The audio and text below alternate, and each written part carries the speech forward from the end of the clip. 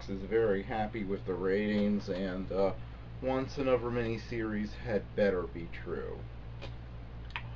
First, a little clear up about something. You might be wondering why there wasn't a review for last week's episode. Two reasons, well, three reasons really, but they're all linked to my stupidity.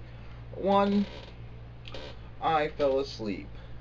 I missed the first 15 minutes, and it wasn't time recorded for me because I forgot to turn my computer on that day. But I saw the last 45 minutes. However, I did review it, but there was some sort of copyright claim on it. I didn't do anything different than I normally do, but that was that. But I didn't feel, but after that, I didn't like trying to repost it because it wasn't very good. I mean, it was below my normal, usual standard, which is garbage. So, yeah, my impression of that episode, okay, but I think they're Miller and Einstein. I can't be bothered to remember their names. They're just... Please tell me they were inserted by the network and not Chris Carter or any of the other writers, because they're such blatant attempts just to do Mulder and Scully, only younger! No, I didn't want... That's not why we're tuning in. You did a good job focusing on them aging and such. And that's the thing, is about the... Here's the thing, is, this episode overall, I liked it, I just didn't like that it ended on a cliffhanger. My only thing was that they acted like the internet is the only place that would be reporting it, and Joel McHale, I thought his character was completely discredited the last time we saw him, to the degree nobody would ever believe him about anything, so... why he was suddenly the go-to guy, and everything felt rushed and claustrophobic. It felt like the budget had run out. Like, that's what makes me worried about this cliffhanger ending. Is that it feels like the budget had run out, and, like, they were racing against time. This felt like it should have been a whole movie. It felt like... Here's what I think it should have been. Now, it feels like this should have been like the third X-Files movie. Like, it opens up with Scully working at a hospital and these mysterious illnesses start popping up, and then Mulder comes in and drags her back into this, and you didn't need Joe McHale's character at all to set any of this emotion.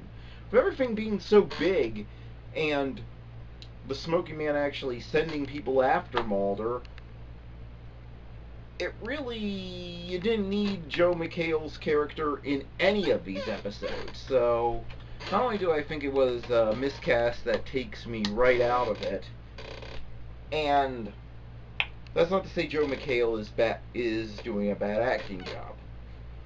Lord knows he probably did better than any Ben Affleck performance I've ever seen, and that guy gets praised as though he's the greatest thing ever to descend to Earth from the heavens. So, yeah, it's not that it's a bad performance, it's that just the casting takes me out of it, and I don't think the character was necessary. And everything felt so rushed, it felt so compact, and then the fact that they were able to get the cure so quickly from Scully's DNA, it just felt like they were rushing, and it felt Star Trek-y is what it felt like, and that's not something that should ever be applied to the X-Files.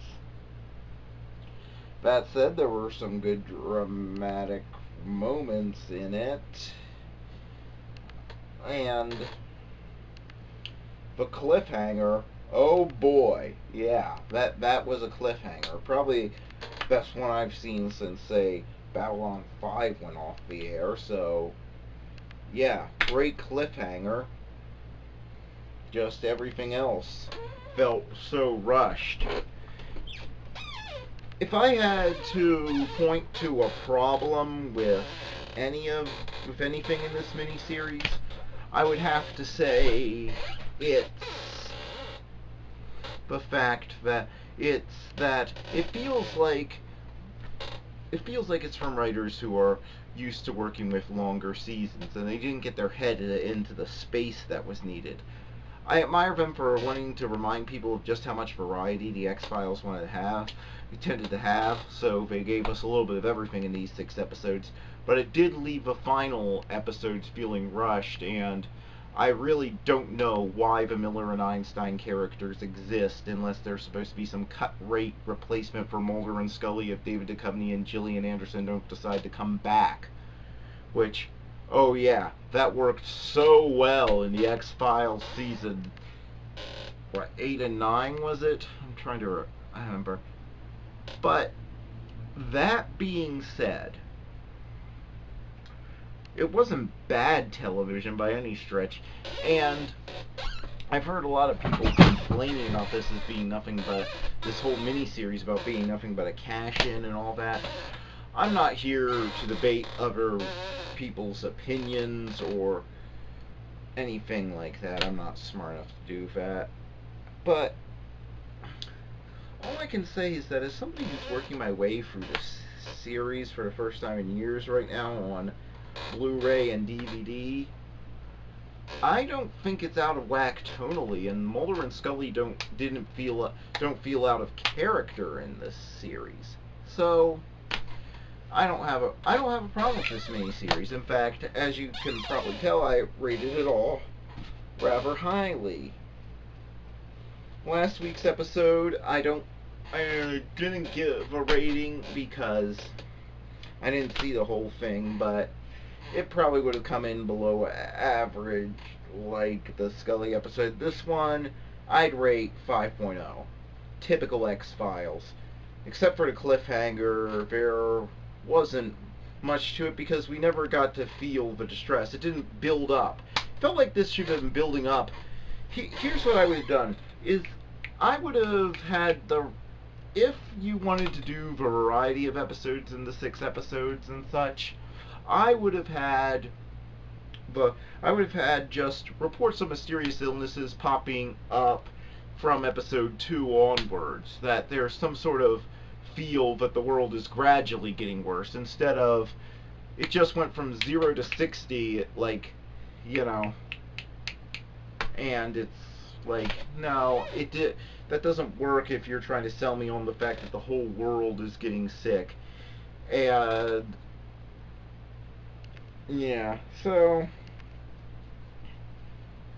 yeah, this wasn't that good an episode. But overall, I'd say this miniseries is better than I was expecting, and it shows promise for the future.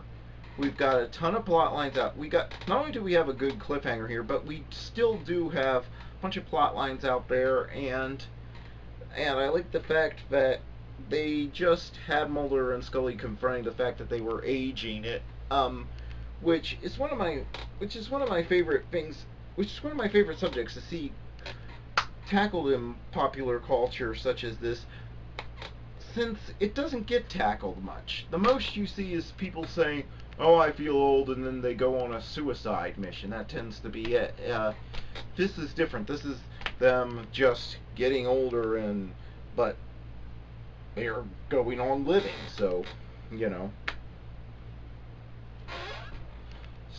So, yeah, I think it was better than its detractors give it. I'm not saying that this was perfect, but I'm definitely think they did a decent job giving it as a jump-on point for new viewers, and I hope they do, and it's good enough that I hope they do more.